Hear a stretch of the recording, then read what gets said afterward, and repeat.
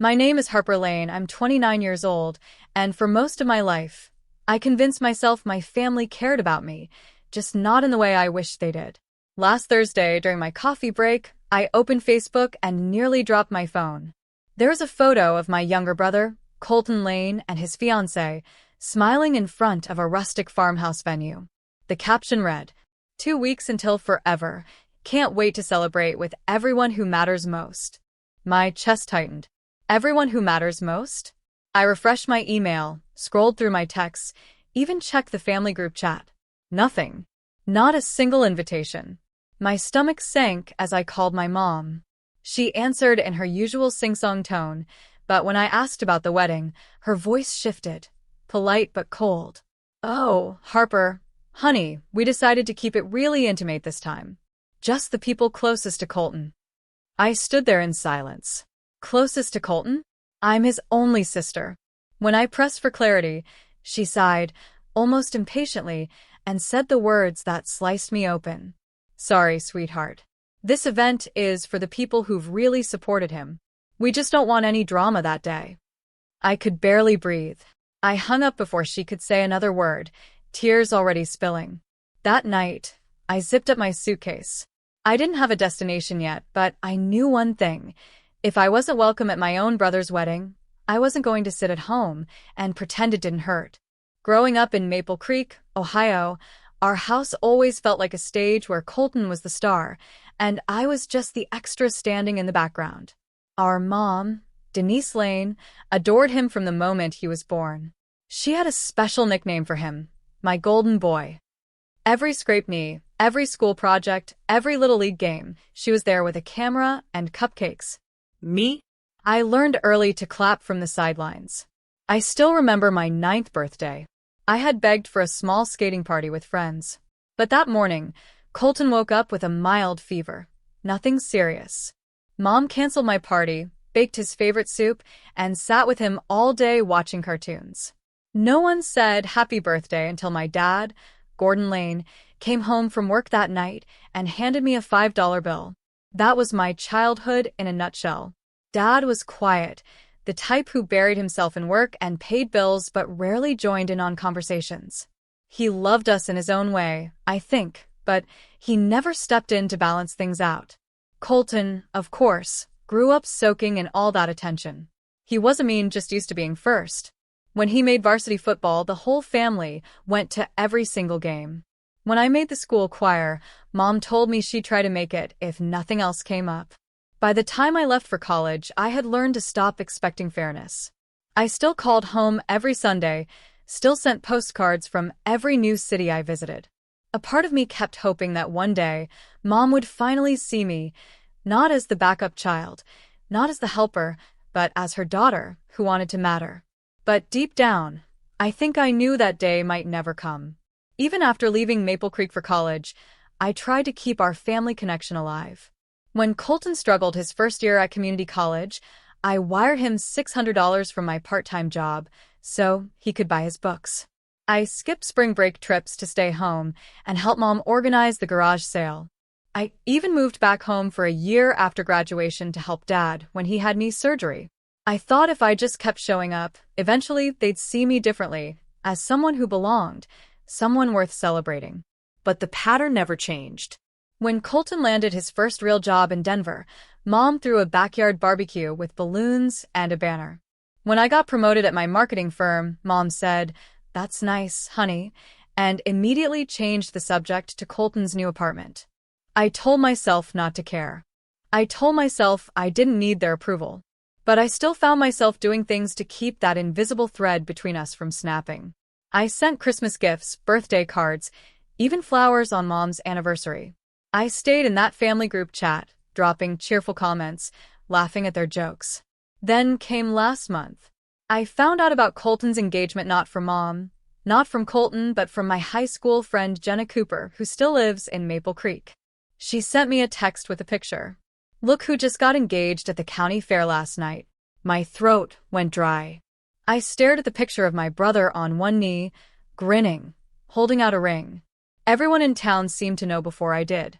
I called Mom that night, hoping it was just a timing mix-up, hoping she'd say, "Oh, Harper, we were just about to tell you." But she didn't.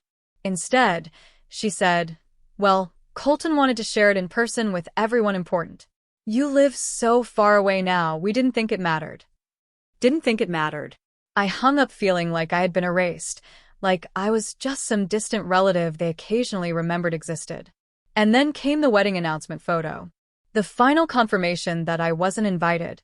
2 days after seeing that wedding post, I finally worked up the courage to call Colton directly. He answered, sounding distracted. I asked him straight out, "Am I invited to your wedding?" There was a long silence on the line before he said softly, "Harper, it's complicated. Mom thought it would be less stressful if we kept it just to people who've really been there for me. I didn't want to fight about it." Those words hit harder than I expected. Didn't want to fight about it. "So, I don't count?" I asked, my voice cracking. He stayed quiet. That silence was louder than any insult. I felt my chest tighten, anger mixing with heartbreak. I wanted him to defend me, to tell Mom she was wrong, to insist I was family. But he didn't. I whispered, You didn't even fight for me, Colton." Before he could answer, I hung up. I sat on my bed for hours that night, staring at my packed suitcase. My apartment felt like a museum of my efforts. Framed photos of family vacations, graduation pictures, birthday cards they barely signed. I realized I couldn't spend another day waiting for them to love me the way I loved them. At midnight, I booked a one-way ticket out of Ohio. I didn't even know where I was headed, just that it had to be somewhere far enough away that I couldn't hear wedding bells. When the day of the rehearsal dinner rolled around, I wasn't in Maple Creek anymore. I was sitting alone in an airport terminal with a coffee in one hand and my boarding pass in the other, feeling strangely calm. This was it. The last straw. The plane landed in Asheville, North Carolina, on a warm Friday afternoon. I had chosen it almost at random, a small, artsy city I'd only seen in travel blogs, surrounded by mountains and far away from Maple Creek. I checked into a modest Airbnb on the edge of downtown. It had creaky wooden floors, thrifted furniture, and a view of the Blue Ridge Mountains. I dropped my bags, lay on the bed, and for the first time in weeks, exhaled. That first weekend, I walked everywhere. Through little art galleries, coffee shops, and quiet hiking trails. I turned my phone to silent, ignoring the family group chat notifications that started popping up. By Monday, I had made up my mind. I wasn't going back. I called my landlord in Ohio, gave my 30-day notice, and arranged for my friend Jenna to pick up the last of my things. I sold most of my furniture online, keeping only my laptop, my journal, and a few clothes. It was terrifying starting from zero, but it was also freeing. I applied for remote marketing jobs and landed a contract with a local boutique brand, enough to pay for a small studio apartment in Asheville. I furnished it slowly, piece by piece, with items that made me happy, not items that reminded me of anyone else. Every morning, I sat on my tiny balcony with a cup of coffee, listening to the distant sound of church bells and the chatter of neighbors walking their dogs. And little by little, the ache in my chest started to fade. I joined a local book club and met Naomi Price, a quirky painter who lived 2 doors down. She invited me to weekend farmers markets and potluck dinners. For the first time in years, I was surrounded by people who asked how I was, and actually listened. It wasn't easy. I still cried sometimes, still felt the sting of being unwanted. But with every passing day, I realized something. I didn't need to keep chasing my family's approval. I could build a life where I didn't have to fight to be chosen.